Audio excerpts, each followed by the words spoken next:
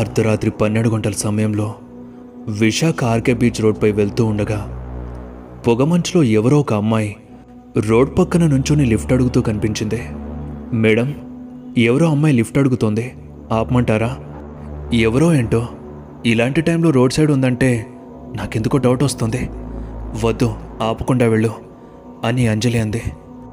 అలా ఆ అమ్మాయిని సమీపిస్తూ ఆపకుండా వెళ్ళిపోతూ ఉండగా ఆ అమ్మాయి నేరుగా కారుకి అడ్డం వచ్చి నిలబడింది. దాంతో సడన్గా బ్రేక్ వేసి ఆపాడు. పచ్చ చీరలో, పెదాలకి పింక్ కలర్ లిప్స్టిక్తో, తలలో మల్లెపూలు పెట్టుకొని రవి దగ్గరకు వచ్చింది. ఏమండి, కొంచెం రాజావారి వీధిలో దిగబడతారా ప్లీజ్? అమ్మాయిని ముందే అర్ధరాత్రి అని దీనంగా అడిగింది. రవి అంజలి వైపు చూశాడు. ఆమె ఎక్కమని చెప్పడంతో డోర్ తీశాడు. ఆ అమ్మాయి కారెక్కి ముందు సీట్లో కూర్చుంది. అంతే, ఆ అమ్మాయి జడలో ఉన్న మల్లెపూల వాసన రవి ముక్కును తాకగానే, హేమా, నీకోసం ఏం తెచ్చానో చూడు. ఏంటి, జిలేబీనా? నాకివ్వు అని చిన్నపిల్లల వెనక దాచేసిన చేతులను విప్పి చూసింది. మల్లెపూలా? ఇప్పుడు ఇవెందుకు రవి? మనకేమైనా పెళ్ళయిందా ఏంటి? ఛా, జిలేబీ అనుకుని ఎంత ఆశపడ్డానో అని మూతి ముడేసింది హేమ. చూడు హేమ, నేను నీ మెడలో తాలి కట్టకపోయినా నీ మనసుకి ముడి నేను మొదటిసారి చూసినప్పుడే వేసేశాను. నువ్వు నా దానివి, అర్థమైందా? ఇక ఈ పూలు ఎందుకంటే ఈ రోజుతో మన ప్రేమకి 4 ఏళ్ళు, అందుకే, అర్థమైందా అని హేమ కళ్ళలో చూస్తూ తన భుజలపై చేవేశాడు. హా, అయితే ముందు నన్ను పెళ్లి చేసుకో. ఇంకెన్ని రోజులు ఇలానే? నా వల్ల కావట్లేదు, పో అని చేయి తీసేసింది. హేమ, చేసుకుంటాలే, నువ్వు ప్రతిసారి ఇలా అడుగుతూనే ఉండకు నాకు. సరే, అదంతా వదిలే. ఇప్పుడైతే జిలేబీ లాంటి నీ పేదాలను నన్ను కాస్త రుచి చూడనివ్వు అంటూ హేమ పెదాల దగ్గరికి తన పెదాలను తీసుకుని వెళ్ళగానే, ఏమండి లారీ అని అరుపు వినిపించింది. తేరుకుని లారీ నుండి సైడ్ చేసి స్లో చేశాడు. రవి, డ్రైవ్ చేస్తూ ఏం ఆలోచిస్తున్నావు? కొంచెంలో ప్రమాదం తప్పింది అని అంజలి కోప్పడింది. సారీ మేడం అని ఊపిరి పీల్చుకున్నాడు. పక్కనే సైలెంట్గా కూర్చున్న అమ్మాయిని చూస్తూ, మీరు ఇంత నైట్ టైంలో రోడ్ పక్కన ఏం చేస్తున్నారో? అంటే అది నేనొక వేశ్యను. కస్టమర్ నన్ను బుక్ చేసుకుని రోడ్ పైనే అంతా కానిచ్చి మధ్యలో వదిలేసి డబ్బులు ఇవ్వకుండా వెళ్ళిపోయాడు. అందుకే అలా రోడ్ పక్కన నిలబడ్డాను అంటూ రవివంక తన పెద్ద పెద్ద కళ్ళతో చూస్తూ తన పెదాలను మెలిస్తోంది. ఆ అమ్మాయి కళ్ళలో ఏదో తెలియని మత్తు, ఆ పూల వాసన రవిని అమ్మాయి మైకంలో ముంచేస్తోంది. ఆ గమ్మత్తులోనే మధ్య మధ్యలో కావాలని ఆ అమ్మాయి తొడభాగాన్ని తాకడం, ఆ అమ్మాయి చూసి ముసిముసిగా నవ్వడం, రవిలో లేని ఆలోచనలు పుట్టుకొస్తున్నాయి. అంతలో, సార్ ఇక్కడే ఆపండి, మా ఇల్లు వచ్చేసింది అని ఆ అమ్మాయి అనడంతో అక్కడ దిగబెట్టి ఆ అమ్మాయిని చూస్తూనే అలా ముందుకు పోనిచ్చాడు. అప్పుడే రవి ఫోన్ రింగ్ అయింది. స్క్రీన్పై అంజలి మేడం అని కనిపించింది. కంగారుగా వెనక్కి చూసి, మేడం, మీ ఫోన్ మీ దగ్గర లేదా ఏంటి? మీ ఫోన్ నుండి నాకు కాల్ వస్తుంది. అయ్యో అవును రవి, నేను కాలేజ్లోనే మర్చిపోయినట్టున్నాను అని టెన్షన్ పడుతూ చెప్పింది. రవి ఫోన్ లిఫ్ట్ చేసి ఎవరని అడిగాడు. ఎవరేంటి రవి, డ్రింక్ చేసావేంటి? కాలేజ్ దగ్గర ఉండమంటే ఎక్కడికి వెళ్ళావు? నేను ఇక్కడ గేట్ ముందు వెయిట్ చేస్తున్నా, త్వరగా రా అని కట్ చేసింది అంజలి. రవి చేతులు వణుకుతూ మెల్లిగా వెనక్కి చూశాడు. ఏమైంది రవి, ఫోన్లో ఎవరో? ఎందుకంతలా టెన్షన్ పడుతున్నావు? ఏది నాకు ఇవ్వు అని చేయి చాపింది. Ward boy madam, ward boy, మీ ఫోన్ మీ రూమ్లోనే ఉందని చెప్పాడు, అంతే అంతే అని ముందు తిరిగాడు. అప్పుడే రోడ్ పక్కన టీ షాప్ కనిపించింది. మేడం, కొంచెం తలనొప్పిగా ఉంది, ఒక్క 5 minutes టైం ఇస్తే అదిగో అక్కడ టీ తాగేసి వచ్చేస్తాను అని చెప్పి కార్ దిగి టీ షాప్ దగ్గరికి వెళ్ళాడు. టీ తాగుతూ, బాబాయ్, మీకు ఆ కార్ వెనక సీట్లో ఎవరైనా కనిపిస్తున్నారా అని అడిగాడు. ఆ ముసలైన బాగా చూసి, ఎవరో అమ్మాయి ఉన్నట్టుందిగా అని చెప్పాడు. అంటే మరి ఆ ఫోన్లో మాట్లాడింది ఎవరే ఉంటారో అనుకుంటూ భయం భయంగా కారెక్కి రివర్స్ చేసి కాలేజ్ వైపు పోనిచ్చాడు. కార్ కాలేజ్ గేట్ దగ్గరికి రాగానే అక్కడ అంజలి వెయిట్ చేస్తూ కనిపించింది. వెంటనే వెనక్కి చూశాడు. వెనక సీట్లో ఎవరూ లేరు. ఒక్కసారిగా గుండె బరువెక్కి ఓళ్లంతా చెమటలు పట్టేశాయి. వెంటనే కార్ దిగి అంజలి దగ్గరికి వెళ్ళి ఏదో చెప్పాలని ట్రై చేస్తున్నాడు. కానీ ఒక్క మాట కూడా బయటకు రావట్లేదు. ఏంట్రవి, ఏమైంది? ఏం చెప్పాలనుకుంటున్నా? నీ వాలకం చూస్తే ఏదో తేడాగా ఉంది. త్వరగా ఇంటికి వెళ్ళాలి, పద కార్తీ అని చెప్పి కారెక్కింది. రవి సైలెంట్గా కార్ నడుపుతూ ఇంతవరకు కార్లో ఉన్నది ఎవరా అని ఆలోచిస్తూ ఉన్నాడు. ఆ సైలెంట్ని బ్రేక్ చేస్తూ, రవి, నీకో మ్యాటర్ చెప్పాలి. 3 గంటల ముందు నాకు అన్న నంబర్ నుండి ఓ వీడియో ఫుటేజ్ వచ్చింది. దాంట్లో నువ్వు 1 వీక్ బ్యాక్ కార్ యాక్సిడెంట్ చేసి ఒక అమ్మాయిని చంపేశావు కదా, అదంతా రికార్డ్ అయి ఉంది. ఎవరో అది సీక్రెట్గా రికార్డ్ చేసి నాకు సెండ్ చేసి 5 కోట్లు ఇవ్వాలని బ్లాక్మెయిల్ చేస్తున్నాడు. లేదంటే ఆ ఫుటేజ్ని పోలీసులకు పంపిస్తాను బెదిరించాడు. అందుకే నేను కాలేజ్కి వెళ్ళి ఆ అమ్మాయికి సంబంధించిన పోస్ట్ మార్టం రిపోర్ట్స్ అన్నీ నాతో పాటు తీసుకొచ్చాను. వీటిని వెంటనే తగలపెట్టేయాలి. అలాగే అమ్మాయి డెడ్ బాడీని కూడా మాయం చేసేయాలి. లేదంటే మనమిద్దరం ఇందులో ఇరుక్కుపోతాం. అయినా అమ్మాయి ఒక అనాథ అని చెప్పావు కదా, మరి వాడు ఎవడై ఉంటాడో అని అంజలి అడిగింది. ఏమో మేడం, నాకు తెలియట్లేదు. ఇంతకీ వాడు అడిగినట్టు ఆ 5 కోట్లు ఇస్తున్నారా అని అడిగాడు. లేదు, వాడెవడో తెలియకుండా ఎలా ఇస్తానో? వాడు సెండ్ చేసిన నంబర్ని సైబర్ సెల్లో నాకు తెలిసిన వాళ్ళకి ఇచ్చాను. ఇంకో గంటలో వాడెవడో ఎక్కడున్నాడో తెలిసిపోతుంది. అప్పుడు ఇస్తా 5 కోట్లు. అప్పుడే కార్ ఆగింది. అంజలి దిగేసి లోపలికి వెళ్ళిపోయింది. రవి కార్ స్టార్ట్ చేసి తన రూమ్కి వెళ్ళాడు.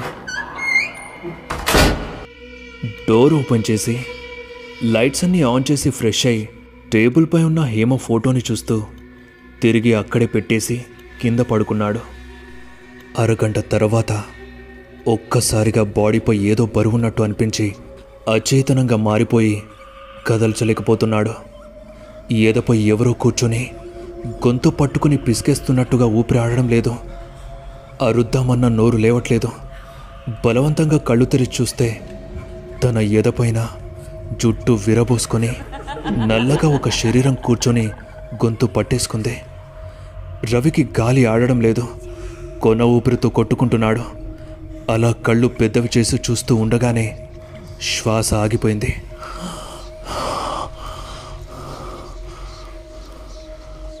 పెద్దగా శ్వాస తీస్తూ నిద్రలో నుండి లేచి కూర్చున్నాడు. ఆ చీకట్లో ఎదురుగా ఉన్న చైర్పై ఎవరో ఉన్నట్టు అనిపించింది. భయంతో లేచి లైట్ వేసి చూశాడు. నువ్వేలా ఇక్కడికి వచ్చావు అని ఆ అమ్మాయిని ఆశ్చర్యంగా చూస్తూ అడిగాడు. నువ్వు నాకు ముందే తెలుసు, అందుకే నేను వెతుక్కుంటూ వచ్చానబ్బాయ్. అయినా డోర్ వేయకుండా అలానే పడుకున్నావేంటోయ్? నన్నలా కార్లో నీ చేతులతో కవ్వించి నడిరేలో వదిలేసి వస్తావా? నేను నీకోసమే వచ్చాను. ఈ రాత్రంతా నీకు ఫ్రీగా నన్ను అర్పిస్తాను. రా, వచ్చి నా సొగసిని నీ కౌగిలిలో బంధించు అని తన తలలో ఉన్న మల్లెపూలు తీసి రవిపై విసిరింది. అవి కాస్త వెళ్ళి హేమ ఫోటోపై పడి ఆ ఫోటో కింద పడింది. ఇక అమ్మాయి రవిని హత్తుకొని ముద్దు పెట్టుకోబోతూ ఉండగా, వద్దు, నాకు ఇలాంటివి నచ్చావు, ప్లీజ్ వెళ్ళిపో అని ఆ అమ్మాయిని దూరం చేశాడు. లేదు, నువ్వు నాకు చాలా నచ్చావు, ప్లీజ్ ప్లీజ్ నన్ను అనుభవించు అని ఆ అమ్మాయి ఇంకా హత్తుకోగానే, ఇదిగో చెప్పేది విను, నాకు నచ్చావని చెప్పాను, ఇక నుండి వెళ్ళిపో అని ఆమెని బయటకు నెట్టేసి డోర్ క్లోజ్ చేశాడు. ఆమె బయట నుండి ఎన్నిసార్లు డోర్ కొట్టినా తీయలేదు. హేమ ఫోటోని టేబుల్పై పెట్టి తిరిగి పడుకున్నాడు. తెల్లారింది. గట్టిగా డోర్ని ఎవరో కొడుతున్నారు. లేచి డోర్ తీస్తే ఎదురుగా పోలీసులు. రవంటే నువ్వేనా? పద స్టేషన్కి అని స్టేషన్కి తీసుకెళ్లారు. సార్, నన్ను ఎందుకని అరెస్ట్ చేశారు? చెప్పండి సార్. ఏరా, ఎందుకు చేశామో నీకు తెలీదా అని ఎస్ఐ ఒక రకంగా చూడగానే తెలీదన్నట్టు ఫేస్ పెట్టి, నిజం సార్, నాకేం తెలీదు అని అన్నాడు రవి. రే దొంగనా కొడక, నా ముందు దొంగనాటకలు ఆడమాకు. నీ రక్త చరిత్ర అంతా తెలిసిపోయినాదిరా. ఇదిగో ఈ సీసీ ఫుటేజ్లో చూసుకో అని ఆ ఎస్ఐ సీసీ ఫుటేజ్ని చూపించాడు. రవి షాకింగ్గా అలానే చూస్తూ ఉన్నాడు. అప్పుడే ఎదురుగా ఉన్న టీవీలో, మన వైజాగ్ సిటీలో దారుణం జరిగింది. నిన్న అర్ధరాత్రి ప్రముఖ డాక్టర్ అయిన అంజలిని తన కార్ డ్రైవర్ అయిన రవి దారుణంగా హత్య చేశాడు. ఉదయాన్నే అతని పోలీసులు కస్టడీలోకి తీసుకున్నారు. అక్కడ లభించిన సీసీ ఫుటేజ్ ఆధారంగా రవిని హత్య చేసి ఉంటాడని పోలీసులు అనుమానిస్తున్నారు. ఇంతకీ రవి అంజలిని ఎందుకు హత్య చేసి ఉంటాడో తెలుసుకోవాలంటే చూస్తూనే ఉండండి కే న్యూస్. చెప్పరా, ఎందుకు హత్య చేశావు అని ఎస్ఐ అడగగానే రవి కాసేపటికి తానే చేశానని ఒప్పుకున్నాడు. దీనికంతా అంజలి మేడమే కారణం సార్. తను డెడ్ బాడీస్తో వ్యాపారం చేసేది. అందులో నాస్తం కూడా ఉండేది సార్. కానీ ఓసారి తనకి అర్జెంట్గా హార్ట్ ట్రాన్స్ప్లాంట్ కోసం హార్ట్ కావాలని పేషెంట్ వచ్చాడు. అడిగినంత ఇస్తానని చెప్పడంతో నాతో చెప్పింది, ఇప్పటికిప్పుడు దొరకాలంటే ఎవరైనా చంపే తీరాలి. దాంతో ఎవరైనా అనాథ అయితే ఎలాంటి గొడవ ఉండదని అనుకున్నాను. అప్పుడే నాకు నా హేమ గుర్తొచ్చింది. తనొక అనాథ. తను నేను 4 ఏళ్లుగా ప్రేమించుకున్నాం. ఎప్పుడు చూసినా పెళ్లి చేసుకోవాలని తొందర పెట్టేది. కానీ నాకు పెళ్లి చేసుకోవాలని ఇష్టం లేదు సార్. అందుకే తనని వదిలించుకోవాలని అనుకున్నాను. అదే తగిన టైం అనుకుని ఓ రోజు తనని సీసీ కెమెరా లేని ఓ ప్లేస్లో వెయిట్ చేయమని చెప్పి నా కార్తోనే యాక్సిడెంట్ చేసి చంపేశాను సార్. కానీ నాకు అత్యాశ పుట్టి మేడం దగ్గర ఎక్కువ డబ్బులు లాగాలని ముందుగానే కెమెరా సెట్ చేసి ఆ యాక్సిడెంట్ని రికార్డ్ చేసి మేడంకి సెండ్ చేసి బ్లాక్మెయిల్ చేశాను. కానీ మేడం నాకంటే తెలివైంది సార్. నా నంబర్ని సైబర్ సెల్కి పంపించింది. దాంతో నేనే అని తెలిసిపోతే నన్ను మేడం వదలదు సార్. అందుకే నిన్న రాత్రి తనని చంపాలనుకున్నాను. కానీ చంపకుండానే ఇంటికి వచ్చాను సార్. కానీ మీరు ఇప్పుడు సీసీ ఫుటేజ్ చూపించాక నేనే చంపానా అని అనిపిస్తుంది. నాకెందుకు ఇదంతా నాకు నేనుగా చేసింది కాదని అనిపిస్తుంది సార్. నాకు నేనుగా చంపలేదు సార్, ఎవరో నాతో చంపించారు అని కన్నీళ్లు కారుస్తున్నాడు.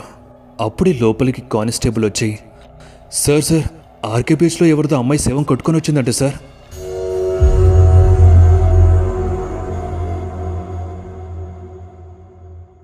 మీరు కూడా సపోర్ట్ చేయాలి అనుకుంటే జాయిన్ బటన్ పై క్లిక్ చేసి మెంబర్షిప్ తీసుకోండి. దీనివల్ల మీకు ఎక్స్క్లూజివ్ కంటెంట్ కూడా లభిస్తుంది. ఒకవేళ మీరు మన ఛానల్ని కొత్తగా విజిట్ చేసినట్లయితే ఇప్పుడే సబ్స్క్రైబ్ చేసి కేసీడబ్ల్యూ మల్టీవర్స్లోకి విచ్చేయండి. ఇక్కడ horror, crime, suspense, thriller, scary science fiction, ancient fantasy, horror, love, emotional, creepy drama ఇంకా మరెన్నో న్యూయెస్ట్ స్టోరీస్తో మిమ్మల్ని సరికొత్త లోకంలోకి తీసుకెళ్తాను. ఇక వెంటనే ఒక లైక్ కొట్టి స్టోరీపై మీ ఒపీనియన్ని కామెంట్లో చెప్పండి. మన దెయ్యాల కమ్యూనిటీని కాపాడాలి అంటే వెంటనే స్టోరీని మీ ఫ్రెండ్స్కి షేర్ చేసి సబ్స్క్రైబ్ చేసుకోమని చెప్పండి. ఇప్పుడు ఈ స్టోరీని యూట్యూబ్లోనే కాదు, Spotify, Wynk music, Apple podcast, Google podcast, Jio Saavn, గానాలో కూడా వినండి. మరిన్ని అప్డేట్స్ మరియు షార్ట్ స్టోరీస్ కోసం మన ఇన్స్టాగ్రామ్ పేజ్ని ఫాలో అయిపోండి. లింక్ డిస్క్రిప్షన్లో ఉంది.